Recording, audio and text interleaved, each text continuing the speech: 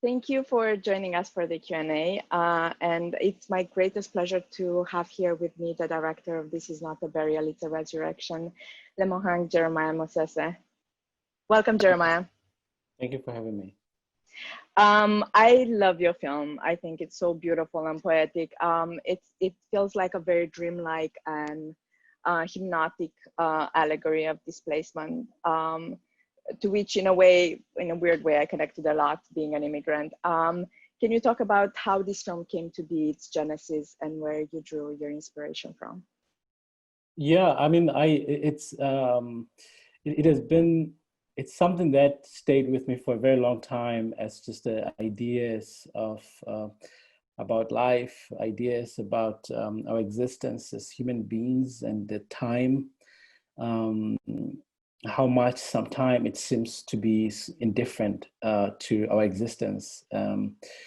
This wheel of time that the new comes and then it becomes old, and then out of old the new emerges, and it's this life cycle that is ongoing, and the industry is built and soon it becomes old and it disintegrates into dust. And through the other new, bigger industry, this bigger machine is built, and then it gets old. This life cycle, this repetition of time, of events within this space, or within this hamster wheel. So I've been thinking a lot about this, and because it's very very complicated. Because I'm talking to you because of the industry, and technology. Otherwise, I wouldn't be able to communicate. So there's beauty in it, but also there is the other downside of it, especially when the people living in the mountains and who are farmers and who have their livelihood, who are sustained by the environment or by nature, and now they are being forced to resettle into the outskirts of the city. So that's totally other side of it. And it's life in a way. There is so much beauty in it, and there is also very much of ugliness in it. And I wanted to somehow, through this character, through this mantra, and I wanted to explore this cycle of life, and through this 70-year-old woman navigating around this question of displacement and being rooted to one's soil or to one's place, and having connection, because this is where they buried the umbilical cords. This is where they buried their placentas. So it's more than just a space. It's more than just a place. It's very connected to them spiritually, and to negotiate between the progress and the future, and also the tradition and the past. So this is what the film eventually, it's my conflict display, yeah, so to say. And because you mentioned mantra, can you tell me a little bit about casting Mary in the film? And I know last time we talked, you told me that she unfortunately passed. Yes, it's very unfortunate. It's so funny, because when we're shooting, we will carry her back and forth the hill, because the weather conditions were really terrible. But somehow we managed to wrap the film around this weather conditions, because they were unpredictable. So we decided to let go the idea of control and let go the idea of creating our own space so we can film, but we worked around the conditions. So Mandua or Mary, I mean, no one at that age could do the work that she did. It's just incredible, and she's such a wrestler. There were things that I was like, is she gonna do this? And she was like, no, let's just keep going. Let's keep going. And she literally just surrendered herself, her life, to my direction. And I'm still young, and she's lived 100 years. But she was kind and to open enough for new things. And I'm very, very, very grateful to have worked with her and to have finished this film And now it's almost like, since we're carrying her back and forth, now it feels almost like that she's carrying us now. She's carrying the film throughout, and it's so beautiful how it's received and how people are responding to her as a person, because I feel like the film, it's a portrait of that spirit of that she has as a person, the fighting spirit and the resilient spirit, to continue and to sort of find meaning in this life that is so meaningless. There's so much of meaninglessness around us, and I feel like it's a perfect for these times that we live in. That spirit of finding meaning, finding purpose. Yeah. She's absolutely fantastic in this role. I honestly can't imagine anybody else in that role. Did you sort of like have her in mind when you wrote the No, script? no, I wrote a totally completely different character, and my producer, but with the same age. The age was the same, but a little bit with a very dark skin, very dark skin. Because I wanted to model around my grandmother, and I wanted to work with someone who's not trained actor, because I still wanted that poetry of natural poetry that just comes out of the person, not necessarily person who comes with the preconceived ideas about what the character needs. And so my producer sent me the tape of Mary, and when I saw her face, and I knew that it's the right person. Otherwise, besides the fact that it was going to be hard to find the person who's not trained, who was willing to do this, I mean, it was going to be a mountain. We were going to have to go back, hell and back, to find the right person. Besides the But you fact that did. 20-year-old, Yeah. So she really saved. She changed our lives. Yeah. And speaking about just how expressive she was, which is sort of like touched upon, the whole cinematography is absolutely gorgeous. Can you talk about just the color palette and the texture of the film, but also expand on the fact that how I love how you choose to explore the face as a sort of like landscape and poetry in a way, and just integrate it so beautifully in the story. Yeah, I mean, from beginning, I think I think my obsession has always been like the human face. So that was actually the main focus, to really stay on those terrains and textures of her skin, of the character skin. And because there's so much poetry in that, you can literally know where the person has been and what he has gone through. And I wanted to capture this just to translate onto the screen. And I've always wanted to paint. So it was something that was very that came very organic.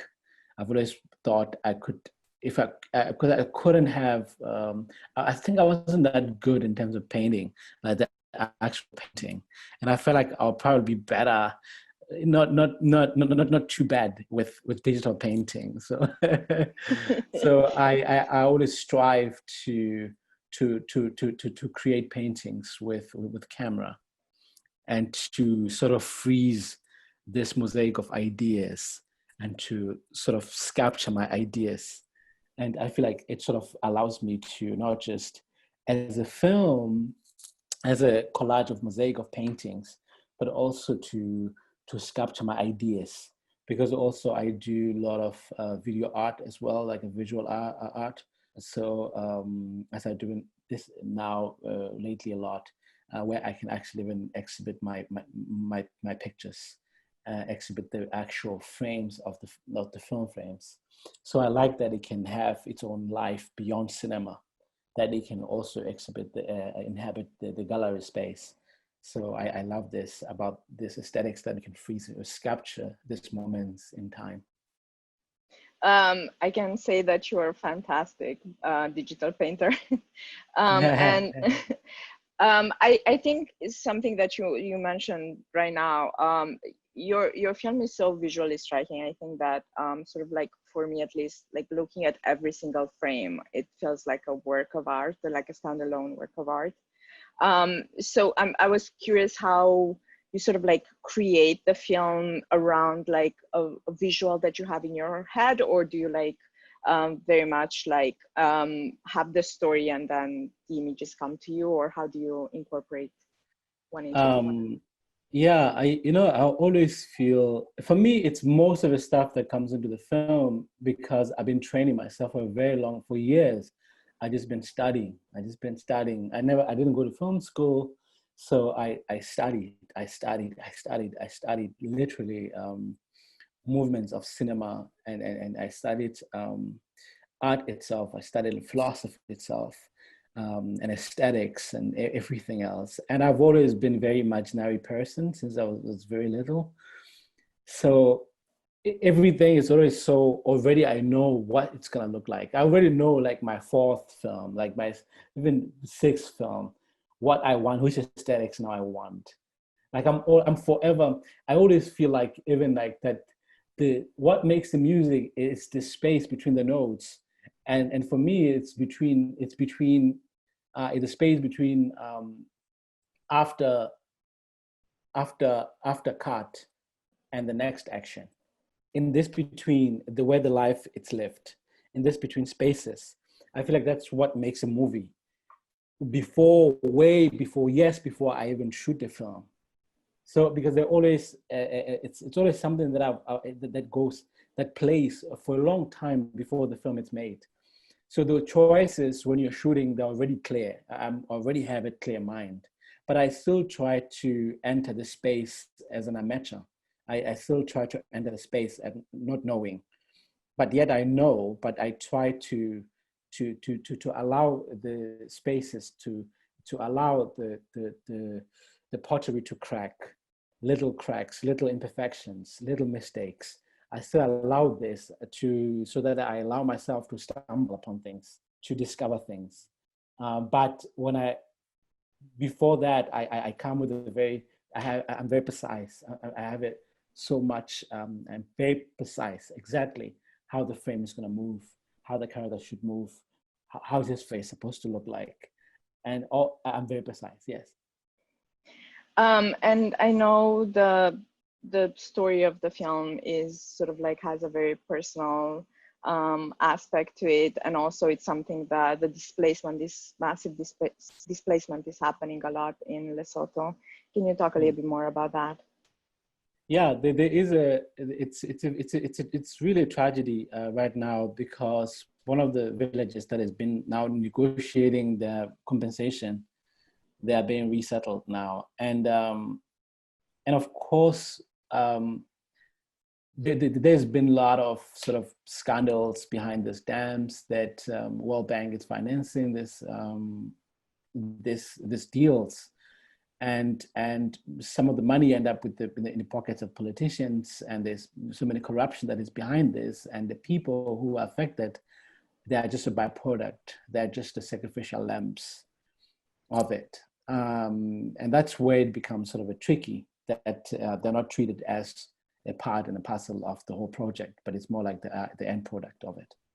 And and it started as actually when Nelson Mandela came out of prison. A few years he came out of prison, he came to my country, and he was received like a war hero. He was, Lesotho is very small, and we never had like problems like as far as the apartheid. But of course, it affected us indirectly in a way. But we have always been an ally for Nelson Mandela's and the freedom fighters of that time. And Lesotho has always been a haven for them, and to educate them and to hide them from when they were in exile or when they were running away. And when Nelson Mandela came, so we were celebrating him too. It was our hero too. And I remember I shook even his hand when I was young. I was, the kids were just going crazy. We were frenzy seeing this godlike man who was so powerful. And but he was actually there to continue, because he just inherited the deal between the Lesotho military government that we threw government years before with the apartheid regime. So he inherited that. So he was there to conceal it, to officially open the ceremony. And at this time, we didn't even know that how backward the deal is. And we're still sort of stuck in that deal. And we don't necessarily, yeah. Was it part of, because I know Lesotho exports water to South Africa. Was it part of this sort of like imperialist like system that was? It's very imperialistic. And also, there's still droughts in these mountains, especially in the place where I shot. When you go there, you'll see people lining up for water, for one tap, a single tap of water. And it's just, the irony is like gallons of billions of water is under their feet, but it's going somewhere, you know. It's being exported. And, that is crazy. Yeah, it's and there's like the farm, because they're relying on farming, and the drought is really severe in this part of the world. It's very severe, but the people, the spirit, the people are just amazing. The people are really fighters, and they still find it work. They still find it. Find a way of living, of continuing with life, you know, as if there's nothing happening, you know. What's next for you in terms of projects? And I'm wondering if sort of like how the pandemic sort of like affected. Do you think it will reveal itself in your future works in one way or another? Absolutely. I've been writing now. I'm writing my Macbeth, a version of like my Lady Macbeth. Oh, nice. Yeah. So of course it's like contemporary, but I'm very excited about it because it really has to do with the space, you know, this especially these times. So it influenced a lot of my writing because I was in confined space and I had to write. And so it really influenced a lot of my writing. And also this other project that I'm also writing, it's about almost it's like almost like a siege, but it's almost like there's a siege happening. So it's really like the idea of a siege. Also, it was inspired by the quarantine, being in quarantine, and living in these times that are very perilous in a way. Yeah. Are you in Berlin right now, or are you in Lesotho? I'm in Berlin right now. You're in Berlin. Yeah. Well, I, for one, cannot wait to see your future work. I think you're the most talented person. And your film is definitely one of my favorite films of the year. So thank you so much for sharing it with me and with us. I really appreciate you joining us for the Q&A. No, thank you very much. Yeah. Thank you. Thank you very much for having me. Bye, Jeremiah. Thank you. Bye.